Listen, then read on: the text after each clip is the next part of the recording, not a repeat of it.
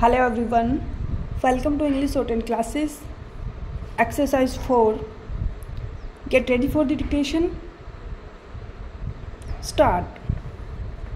The question is as to whether the interference with the punishment by the Labour Court was justified or not. Stop.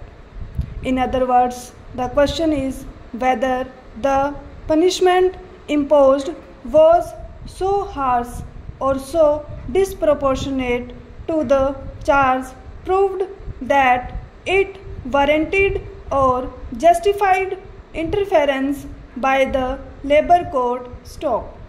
Here it had been clearly found that the employee during work had hit his superior officer with a tension screw on his back and on his nose, leaving him with a bleeding and broken nose. Stop. It has also been found that this incident was followed by the unauthorized absence of the employee. Stop. It is in the context of these charges found established that the punishment of termination was imposed on the employee. Stop.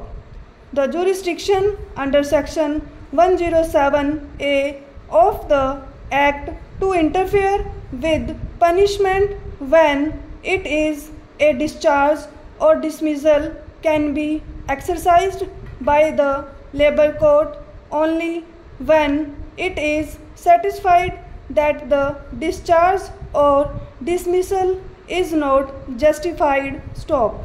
Similarly, the High Court gets jurisdiction to interfere with the punishment in exercise of its jurisdiction under Article 226 of the Constitution of India only when it finds that the punishment imposed is shockingly disproportionate to the charge proved. Stop. This court, after referring to the scope of interference with punishment under section 11A of the Industrial Disputes Act, held that the Labour Court was not justified in interfering with the order of removal from service when the charge against the employee stood proved. Stop. It was also held that the jurisdiction vested with the Labour Court to interfere with punishment was not to be exercised capriciously and arbitrarily. Stop.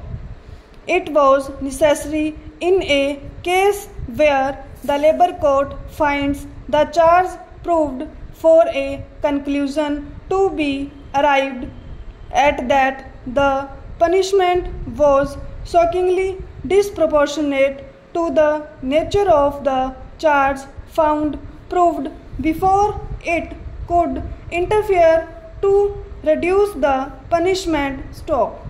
This court, after referring to the decision in State of Rajasthan versus B.K. Meena 1996 6 SCC 417, also pointed out the difference between the approaches to be made in a criminal proceeding and a disciplinary proceeding. Stop. This court also pointed out that when charges proved were grave vis-a-vis the establishment, interference with punishment of dismissal could not be justified. Stop.